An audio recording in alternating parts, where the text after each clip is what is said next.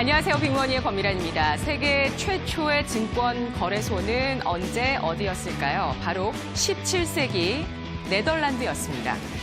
1602년 8월 네덜란드에 무역을 위해서 만들어진 동인도 회사에 주식 청약이 있었는데요. 그러한 것들 거래가 이루어지던 거래소까지 이후에 암스테르담에 마련됐습니다.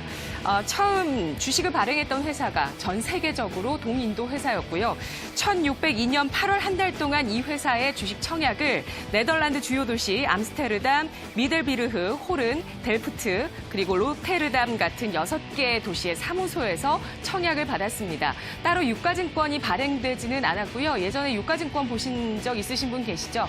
이 유가증권이 발행되지는 않았고 당시에는 주주 명부의 이름과 지분, 투자 금액을 기록하는 방식이었습니다. 주주가 바뀌면 회계 담당자가 장부에 수정된 주주의 이름을 다시 써넣는 그런 방식으로 이렇게 주식이 발행되었고 거래가 되었습니다.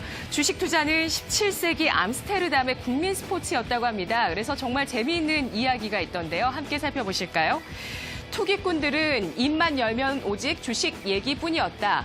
어딜 뛰어가면 주식 때문이었다. 가만히 서 있어도 그 역시 주식 때문이었고 어딘가 쳐다보고 있으면 주식을 보고 있는 것이었다. 깊이 생각에 잠겨 있으면 주식 생각을 하는 거였고 뭔가 먹고 있다면 그 역시도 주식 투자에서 나온 것이었다. 공부를 한다면 주식에 대한 공부였고 항상 주식에 대한 환상을 꿈꿨다.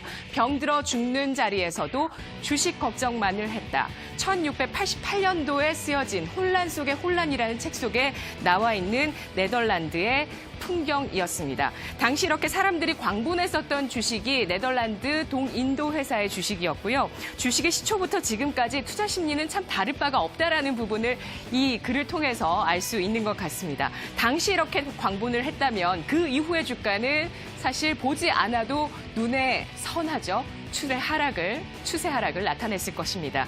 사람들의 광기와 흥분이 극에 달하기 전에 빠져나와야 한다는 것이 주식 투자의 본질입니다. 그리고 교훈이죠. 하지만 사람들의 심리와 본성이 예나 지금이나 똑같기 때문에 이것을 애써 자본주의적 멘탈이나 자본주의적 시각으로 바꿔야만 하는 것이 주식 투자자의 숙명인데요.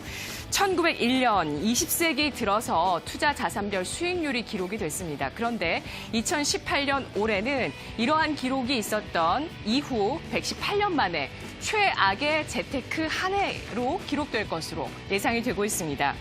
올해 들어서 20세기 이후 최악의 재테크 한 해라고 보고 있는 이유는 주요 투자 자산군의 수익률이 대부분 마이너스를 기록하고 있기 때문인데요. 주식, 채권, 원유, 곡물, 외환, 부동산, 가상화폐 이 같은 70여 개의 투자 자산 가운데서 63개의 자산군의 투자 수익률이 연초 대비 마이너스를 기록하고 있습니다.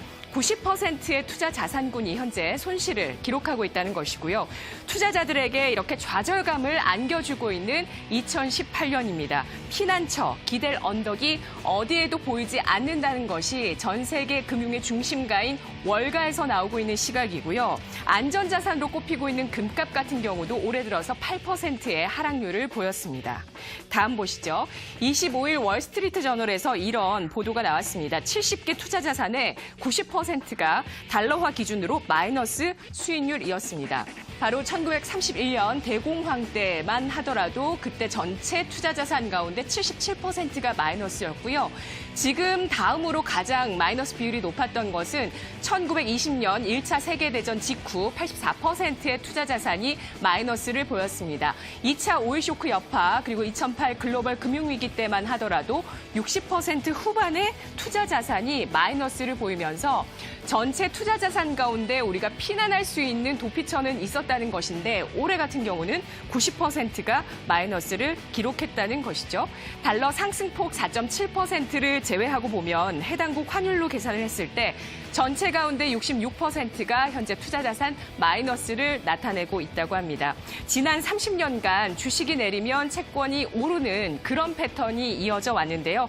올해는 금리가 꾸준하게 오르면서 채권 가격이 하락하고 주식도 역시 올해는 하락세를 보이면서 동반 약세를 나타냈습니다. 세계 최대 자산 운용사 블랙록에서는 이 같은 채권과 주식의 동반 하락은 25년 만에 처음이었다라고 분석하고 있는데요. 지난해 어떤 시그널이 없었을까요? 올해 들어서면서 주식시장, 특히 미국 시장의 조정이 나왔을 때 증권가에서 조정의 이유로 이야기했던 것이 과도하게 극도로 긍정적이던 투자 심리를 나타내는 지표들을 조정의 이유로 꼽았습니다. 마찬가지로 투자 자산도 지난해 이맘때 1년 전까지만 해도 마이너스 수익률을 기록했던 투자 자산은 전체 가운데 1%에 불과했었다고 하는데요. 따라서 지난해는 전년 대비 전체 투자 자산들이 모두 오름세를 기록했었던 한 해였다는 것입니다.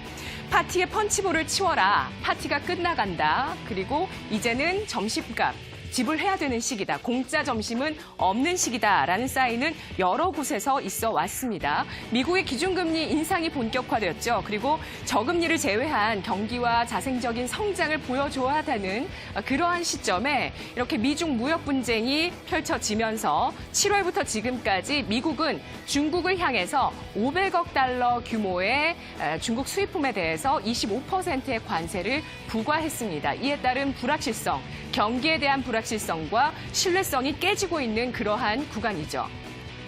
트럼프 대통령과 시진핑 국가 주석 그리고 파월 연준 의장이 미중 무역 협상의 테이블과 또 미국 경제를 바라보는 그러한 시각, 여기에서 바뀌는 부분이 없다면 불확실성은 계속해서 이어질 것입니다.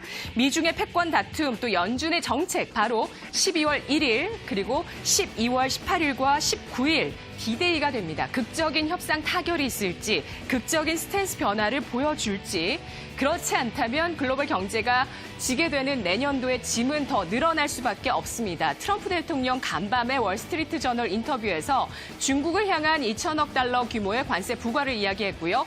또 기존 예상대로라면 또 연준은 금리를 인상하게 될 겁니다. 오늘 새벽 트럼프 대통령은 3가지 메시지를 보냈습니다. 중국과의 유일한 합의는 중국이 자국의 시장을 개방을 하고 미국과 동일선상에서 경쟁하는 것이다. 그리고 미국 기업들은 중국 내 공장을 미국으로 옮겨와서 건설을 하라. 따라서 미국에서 투자를 하고 일자리를 중국인에게 주지 말고 미국인에게 주어라라는 메시지를 보내고 있는데요. 무역 갈등의 긴장감이 다시 한번 올라가고 있는 구간입니다. 실제 관세 부과에 따른 경제의 펀더멘털에 대한 우려감이 더 높아질지 낮아질지 D-Day를 통해서 확인해 보시죠. 이 시각 주요 경제 뉴스 오상혁 아나운서입니다.